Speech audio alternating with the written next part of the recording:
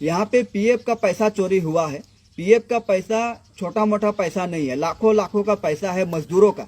वो सारे पीएफ का पैसा चोरी हुआ है। तो इसी के कारण सारे मजदूर इंडिविजुअल अपना कंप्लेंट दायर करेंगे मालिक के अगेंस्ट में, ताकि उनके ऊपर कानूनी कार्रवाई हो और उनका जो पीएफ का जो बकाया पैसा है वो जमा दिया जाए। तो अच्छा, दीदी जो है हम लोग का बंगाल का मुख्यमंत्री, वो नॉर्थ बंगाल दौरे पे आ रहा है 19 तारीख को। तो आपका यूनियन की तरफ से दीदी के लिए क्या मैसेज है भाई, क्या बोलना चाहते हैं आप सरकार के इस सीएम? हमने सरकार के जो लेबर कमिश्नर है जो जावेद अख्तर, इससे पहले हम लोगों ने कोलकाता में मुलाकात की थी। हम लोगों ने जो श्रम मंत्री है मलय घटक जी, उनसे भी हम लोगों ने मुलाकात किया है। पीएफ कमिश्नर जो रीजनल पीएफ कमिश्नर है कोलकाता में जो बैठते हैं, उनसे भी मुलाकात किया है। तो सरकार को हम लोगों ने बार बार ये चीज़ बताया है और हम लोगों ने डिटेल्स भी सबमिट किए हैं। हम लोगों ने ऊपर से लेके नीचे तक हम लोगों ने मुलाकात किया है, मेमोरेंडम दिया है, डेपुटेशन दिया है। हमारा साफ कहना है कि मजदूरों ने काम करके अपना पीएफ का पैसा जमा करने के लिए कटवाया है, तो वो सारे पैसा पीएफ का पैसा जमा होना चाहिए, ये हमारा साफ कहना है। दूसरी बात हमारा ये कहना है कि मजदूर अपने जीवन चलाने के लिए कमाते हैं, कोई शौक के लिए बगान में काम नहीं करता है।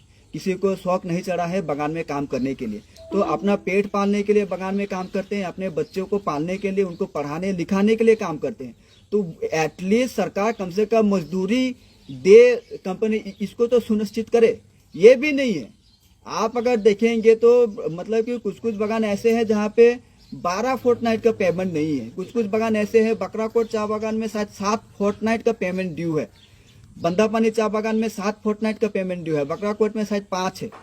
तो इस तरीके से मानावाली चाय बागान देखिए, वहाँ पे गवर्नमेंट तो बोल रहा है कि ना सब बगान ठीक से चल रहा है, कोई नहीं चल रहा है। शायद उनको इसमें दो चीजें हो सकती है, या तो वो लोग झूठ बोल रहे हैं कि सारे बागान अच्छी तरीके से चल रहे हैं। अगर अच्छी तरीके से चलता है तो आप लोग मानावाली चाय बागान देख सकते हैं, किलकोट चाय बागान, नागेश्वरी चाय बागान, बकराकोट चाय बागान, डिमडिमा चाय बागान, मधु चाय बागान, लंकापाड़ा, दुमशीपाड़ा, कितने सारे बागान हैं। आप लोग जाके देखिए, वहाँ पे पेमेंट नहीं मिला है। किसी बागान में 2 महीना, किसी में 3 महीना, 4 महीना, 5 महीना, 6 महीना से पेमेंट नहीं मिला है। या तो वो लोग झूठ बोल रहे हैं, या तो उनको ये सारे चीजों के लिए मालूम ही नहीं है कि बागान कैसे चलता है, उनको पेमेंट मिलता है नहीं मिलता है, किस तरीके से मिलता है। शायद ये पूरा सिस्टम को लोग नहीं जानते, इस तरीके से बातें बोलते हैं। लेकिन बागान कहीं पे ठीक नहीं चल रहा है।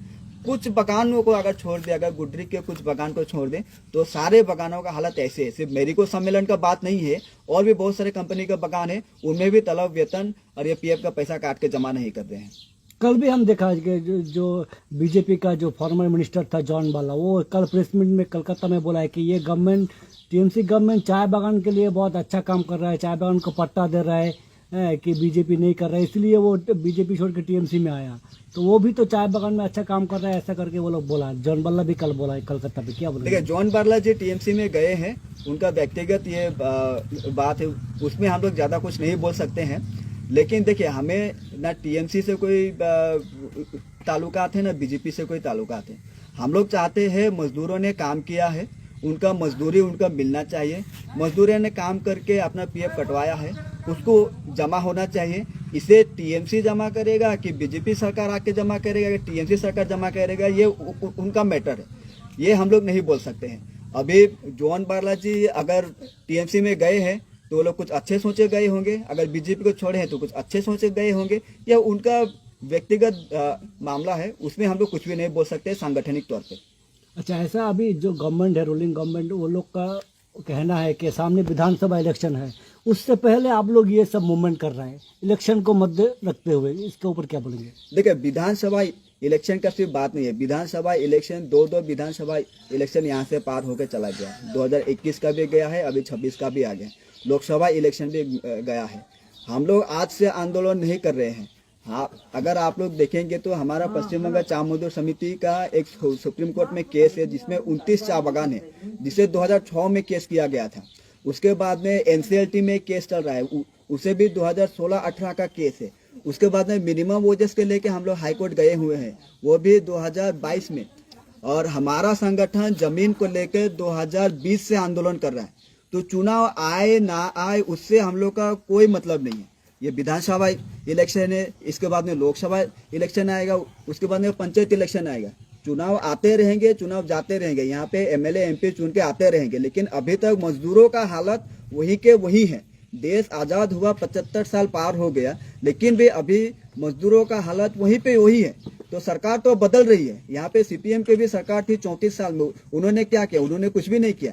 टीएमसी की सरकार है, यहाँ पे 3 बार का सरकार है, उन्होंने क्या किया? उन्होंने भी कुछ नहीं किया है। तो हमारा साफ तौर पे कहना है, यहाँ पे सरकार बदले ना बदले उससे मजदूरों को कोई लेना देना नहीं है। उनका जीवन बदलना चाहिए, उनका जो अभी का जो आर्थिक अवस्था है वो बदलना चाहिए, उनको जमीन का संपूर्ण मालिकाना अधिकार मिलना चाहिए। 5 डेसिमल पट्टा दे के उनका कुछ भी नहीं होने वाला। ये रेफ्यूजी पट्टा दे के सरकार हमने क्या साबित करना चाहती है हमें मालूम नहीं है। पीएफ का पैसा, करोड़ों का पैसा जमा नहीं हुआ है, इसको अगर वो लोग जमा कराएंगे तो अच्छा रहेगा। पेमेंट नहीं मिला है, पेमेंट अगर वो लोग जमा कराते हैं तो अच्छा रहेगा, लेकिन ये लोग ऐसा कुछ भी नहीं कर रहे हैं। सरकार बदलती है, आती है, जाती है, मजदूरों का हालत वही का वही है। तो हमें इससे कोई फर्क नहीं पड़ता कि यहाँ पे किसका सरकार है। ठीक है।